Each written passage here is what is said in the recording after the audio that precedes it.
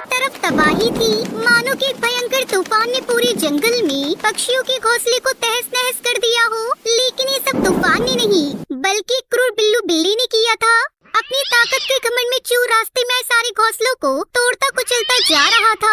और दूसरी तरफ एक चिड़िया अपने घोंसले में 3 अंडों के साथ खुशी से रहती थी। वो हर वक्त उन अंडों को निहारती रहती थी, क्योंकि वो उसके जीवन के पहले अंडे थे। सुनो जी, ये बताओ, इन अंडों में से हमारे प्यारे प्यारे बच्चे कब निकलेंगे? कब इनकी चींची करने वाली आवाज सुनाई देगी? मैं इनके साथ खेलना चाहती हूँ, उन्हें उन कीड़ों का शिकार कराना चाहती हूँ। बताओ ना कि हमारे बच्चे अंडों में से कब निकलेंगे?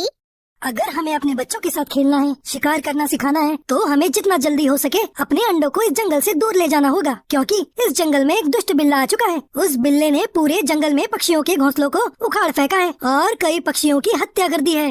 आगे बढ़ने से पहले, एक माँ के बिना घर चलाना कितना मुश्किल होता है, जो दिन रात अपने परिवार और बच्चों के लिए काम करती है।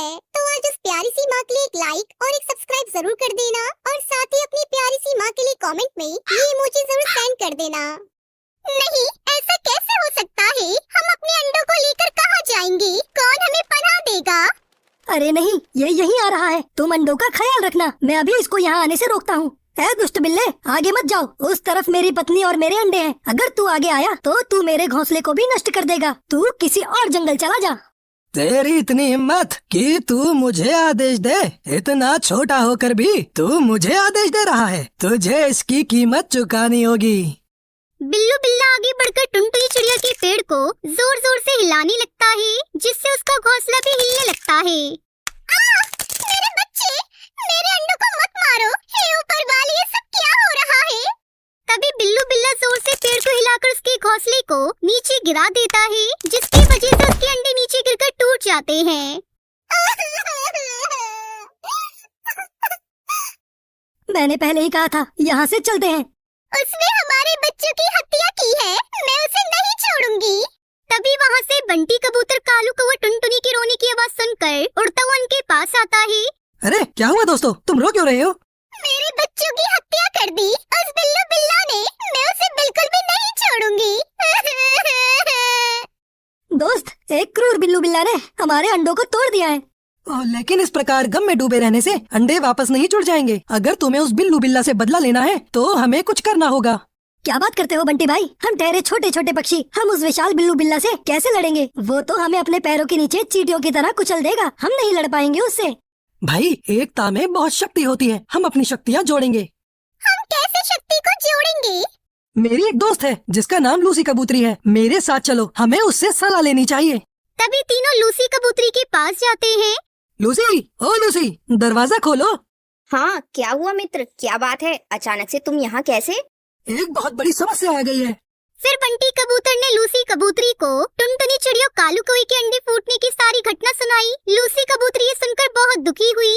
टुनटुनी बहन, यह सुनकर मुझे बहुत दुख हुआ। मेरा एक दोस्त है जिसका नाम हरी तोता है, उसकी चोंच से हम बिल्लू बिल्ले से लड़ सकते हैं। आओ उससे सहायता मांगते हैं। अब वो चारों हरी तोते के पास पहुँचे। बाहर आओ दोस्त। बोलो लूसी, क्या बात है? फिर टुनटुनी चिड़िया ने अपनी सारी घटना को बताया। अब आप ही हमें बताएं कि हम क्या करें। मुझे ये सुनकर बहुत अफसोस हुआ। आप सभी धैर्य से जरा यही मेरा इंतजार करें, मैं थोड़ी देर बैठकर सोचता हूँ। ये बोलकर वो वापस अपने घोंसले के अंदर चला गया। काफी समय हो चुका है, टुनटुनी का रो रो कर बुरा हाल होता जा रहा है। तभी हरी तोता फिर से घोंसले से बाहर आया। उसके चेहरे पर अलग ही चमक थी। दोस्तों, उस हत्यारे दुष्ट बिल्लू बिल्ले को नष्ट करने की मेरे दिमाग में बड़ी अच्छी योजना आई है, लेकिन उसमें हम सभी का योगदान होगा।